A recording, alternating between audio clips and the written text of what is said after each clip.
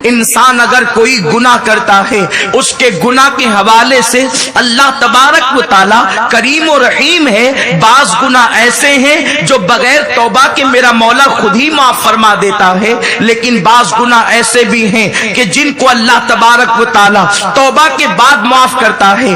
بعض گناہ ایسے ہیں جن کو معاف نہیں کیا جاتا بلکہ اس کی سزا قبر میں دی جاتی ہے، آخرت میں دی جائے گی. لیکن ایک گناہ ایسا بھی ہے، انسان اگر وہ گناہ کر لے تو اس کی سزا اس کو بھی ملتی ہے، اس کی سزا اس کے بچوں کو بھی ملتی ہے، حتیٰ کہ اس کی سزا اس کی آنے والی نسلوں کو بھی ملتی ہے.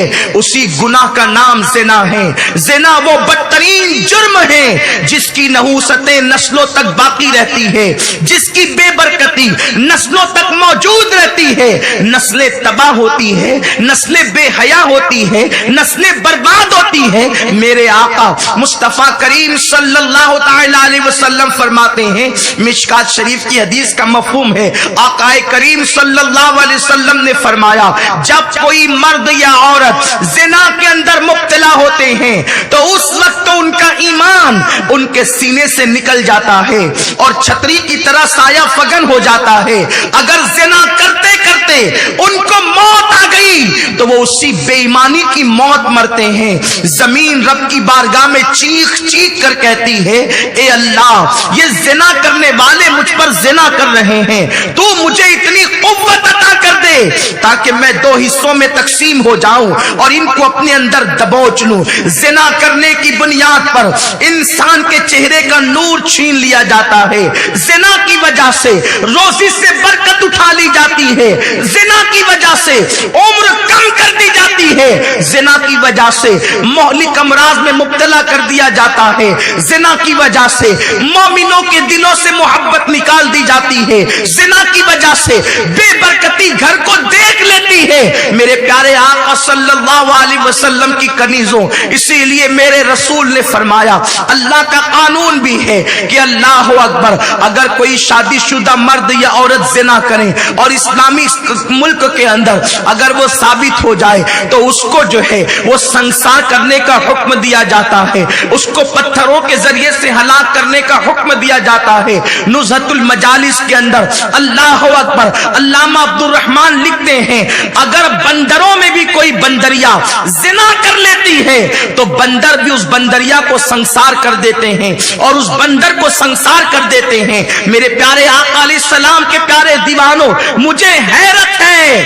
کہ بندر جیسی مخلوق بھی زنا کو برا جانتی ہے. یہ انسانوں کو کیا ہو گیا ہے کہ اب یہ زنا کو فیشن سمجھ کر زنا کی طرف بڑھتے جا رہے ہیں، زنا کو تہذیب سمجھ کر زنا کی طرف بڑھتے جا رہے ہیں. اگر کسی کو بندر کہہ دیا جائے وہ اپنے لیے گالی تصور کرتا ہے، لیکن مجھے بتاؤ جسے بندر برا سمجھتے ہیں اس کو تم نے بھی برا نہ سمجھا. اتنی عقل و معاف ہو گئی، عقل اتنی بودی ہو گئی، فکر اتنی گر چکی ہے کہ جانور جس سے نفرت کرتے ہیں آج وہ گناہ فیشن کے طور پر ہمارے اندر رائج کرنے کی کوشش کی جا رہی ہے. میرے پیارے آقا صلی اللہ علیہ وسلم کے دیوانوں اور ایک خاتون جنت کی کنیزوں، میرے کریم نے فرمایا لا تقربوا الزنا، زنا کے قریب بھی نہ جانا. زنا کے قریب نہ جانے کا مطلب کیا ہے؟ یعنی ایسے راستے پر نہ جاؤ جس پر چلنے کے بعد تم زنا کا شکار ہو سکتے ہو، زنا کے اندر مبتلا ہو سکتے ہو، زنا کی تباہی کے اندر گرفتار ہو سکتے ہو. اس راستے سے بھی بچو. زنا کرنا تو دور کی بات ہے، زنا کے راستے پر بھی نہ جاؤ. اب میں مختصراً یہاں وقت میں جتنی گنجائش ہوگی ان ساری چیزوں کا جائزہ لینے کی ہم کوشش کریں گے. وہ کون سے راستے ہیں جو انسان کو زنا کی طرف لے جاتے ہیں؟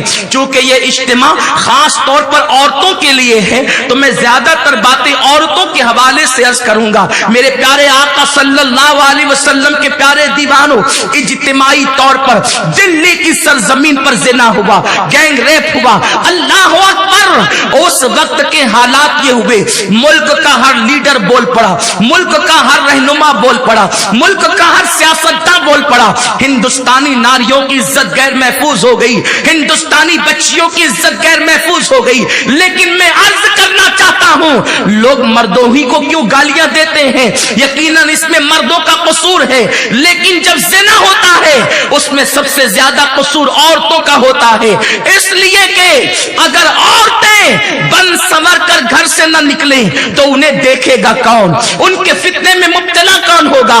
हुज्जतुल इस्लाम इमाम गजाली रहमतुल्लाहि ताला अलैह इरशाद फरमाते हैं, जो बुर्का इतना मुज़य्यन किया जाए, जो बुर्का इतना सजा दिया जाए कि बुर्के की सजावट की वजह से लोग औरत को देखने लगे या औरत की तरफ मुतवज्जे हो, ऐसा बुर्का पहनना भी हराम है। इसलिए कि इस्लाम में बुर्का पहनने का हुक्म नहीं है, इस्लाम में पर्दा करने का हुक्म है।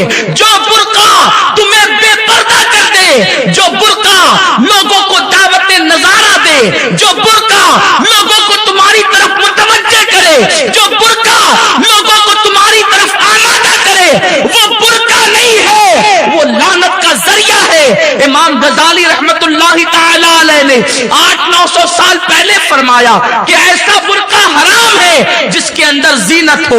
अब आप देखें, औरतें क्या जिना के रास्ते पर न चल पड़ी, बुर्का भी पहन कर निकलती है, उसमें नग लगे हुए हैं, उसमें सजावट है, तरह तरह की बनावट है। बुर्का इसका नाम नहीं है। बुर्का वो होता है जो अगर जवान पहन ले तो पता भी ना चले कि ये बूढ़ी है कि जवान है, गुजरने वाली गुजर जाए, उसकी जिस्म की साथ तो भी पता न चले। ऐसे बुर्के होने चाहिए।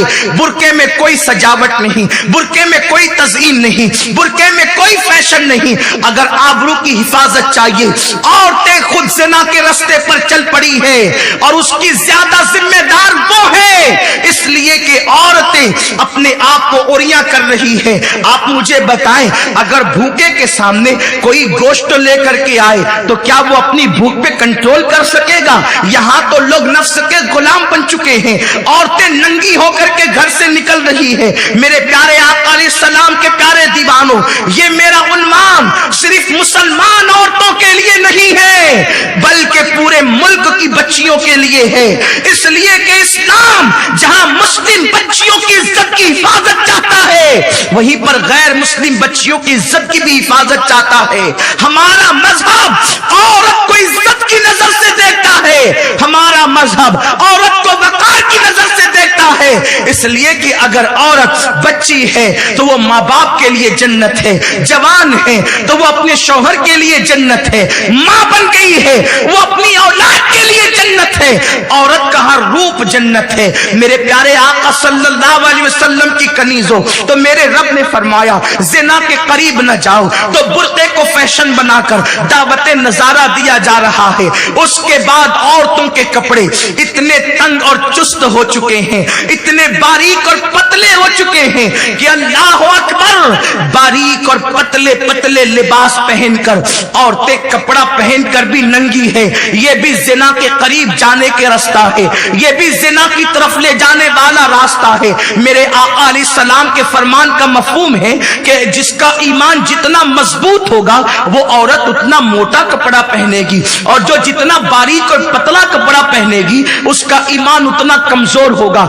अल्लाह ने अगर किसी को सफेद चमड़ी दे दी, अल्लाह ने किसी को हुस्न दे दिया, तो औरतें ये तसव्वुर करती है कि अब हमारा हुस्न नुमाइश के लिए है, हमारा हुस्न दिखावे के लिए है। मैं अपनी बहनों को पैगाम देना चाहता हूँ, ऐ खातूने जन्नत की कनीजों, तुम्हारी सूरत तुम्हारे बाप से मिलती होगी, तुम्हारी सूरत तुम्हारी बहन से मिलती होगी, तुम्हारी सूरत तुम्हारी माँ से मिलती होगी। फातिमा उस औरत का नाम है जिसकी सूरत महबूबे खुदा से मिलती थी, जिसकी जुल्फे वल्लैल की कसम अल्लाह ने कुरान में याद की है। फातिमा की सूरत उस महबूबे खुदा से मिलती थी जिसके रुखे बद्दुहा का चर्चा कुरान के अंदर मौजूद है। फातिमा की सूरत उस महबूबे खुदा से मिलती थी, लेकिन खुदा जिस्म की नुमाइश करना तो दूर की बात, सज्जदा उस पे लानत करती थी। फातिमा के पर्दे का हाल ये था कि सज्जदा फातिमा के दुपट्टे को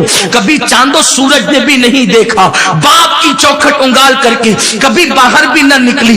आपका हाल ये था, आपके नक्शे कदम کو کبھی زمین کے ننگے حصے نے نہیں دیکھا۔ اللہ اکبر، آج عورتوں کو کیا ہو گیا ہے؟ خاتون جنت کی کنیز ہونے کا دعویٰ کرنے والیاں باریک اور پتلے لباس پہن کر، کوئی ساڑی پہن رہی ہے، کوئی گھگرا اور شرارہ پہن رہی ہے۔ یہ اسلامی لباس نہیں ہے۔ اسلامی لباس تو وہ ہے جو پورے جسم کو ڈھک لے، اور لباس کہتے ہی اسے ہیں جو چھپا لیتا ہے، جو چھپا نہ سکے، جو ننگا کر دے، وہ لباس نہیں ہے۔ اس لیے لباس پہنو، لباس اسے کہتے ہیں جو جسم کو چھپاتا ہے، جو وجود کو چھپاتا ہے، جو جسم کی ساخت کو چھپاتا ہے۔ میرے آقا مصطفیٰ کریم رؤوف الرحیم صلی اللہ تعالی علیہ وسلم نے ارشاد فرمایا، جو عورتیں باریک اور پتلے لباس پہنتی ہیں، ایسی عورتیں جنت کی خوشبو سے بھی محروم کر دی جائے گی۔ جن عورتوں کے سروں پر پتلے پتلے دوپٹے ہیں، ایسی عورتیں جنت کی خوشبو سے محروم کر دی جائے گی۔ خواتین اسلام ذرا غور تو فرمائیں، میرے آقا نے فرمایا، میں شب معراج جس وقت میں نے جہنم کا مشاہدہ کیا تو میں نے عورتوں کو جہنم کے اندر اوندے منہ لٹکے ہوئے دیکھا۔ میں نے پوچھا جبریل یہ کون عورتیں ہیں؟ جبریل امین نے عرض کیا یا رسول اللہ، یہ آپ کی امت کی وہ عورتیں ہیں جو کپڑا پہننے کے بعد بھی ننگی رہتی تھی۔ صحابہ نے عرض کیا آقا اگر کوئی کپڑا پہنے گا تو وہ ننگا کیسے رہے گا؟ میرے سرکار نے فرمایا یعنی وہ اتنے پتلے اور باریک لباس پہنتی تھی کہ کپڑا پہننے کے بعد بھی ننگی رہتی تھی۔ گویا کہ پتلے اور باریک لباس یہ بھی زنا کا رستہ ہے۔ اس کے بعد میرے آقا نے فرمایا کوئی عورت ایسا زیور نہ پہنے جس کے اندر گھنگرو بندھا ہوا ہو، اس لیے کہ گھنگرو والا زیور اگر عورت پہن کر کے چلے گی تو گھنگرو کی آواز پیدا ہوگی، اور جب گھنگرو کی آواز پیدا ہوگی لوگ اس کی طرف متوجہ ہو سکتے ہیں۔ یہ بھی گویا کہ زنا کا راستہ ہے۔ پھر میرے آقا نے فرمایا عورت اپنے جسم پر خوشبو لگا کر باہر نہ نکلے، اس لیے کہ جب عورت خوشبو لگا کر باہر نکلے گی تو لوگوں کی ناک میں اس کی خوشبو آئے گی تو لوگ اس کی طرف متوجہ ہوں گے۔ یہ بھی زنا کا رستہ ہے۔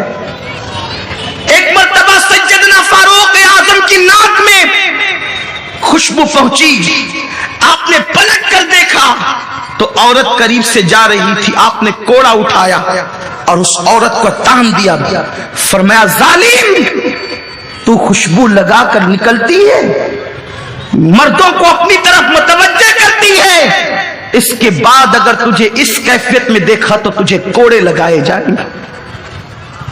عورت خوشبو لگا کر باہر نہیں نکل سکتی، اور اگر خوشبو لگانا ہی ہے تو ایسی خوشبو جس کا کلر گہرا ہو اور خوشبو ہلکی ہو کہ قریب سے گزرنے والے کو بھی اس کی اطلاع نہ ہو، ایسی خوشبو لگائے۔ لیکن ایسی خوشبو لگا کر بھی گھر کے باہر نکلنے کی اجازت نہیں، وہ صرف شوہر کے لیے اجازت ہے۔ میرے پیارے آقا صلی اللہ علیہ وسلم کی کنیزوں، تو یہ بھی زنا کا رستہ ہے، یہ بھی زنا کی راہ ہے۔ عورت خوشبو لگا کر گھر سے باہر نکل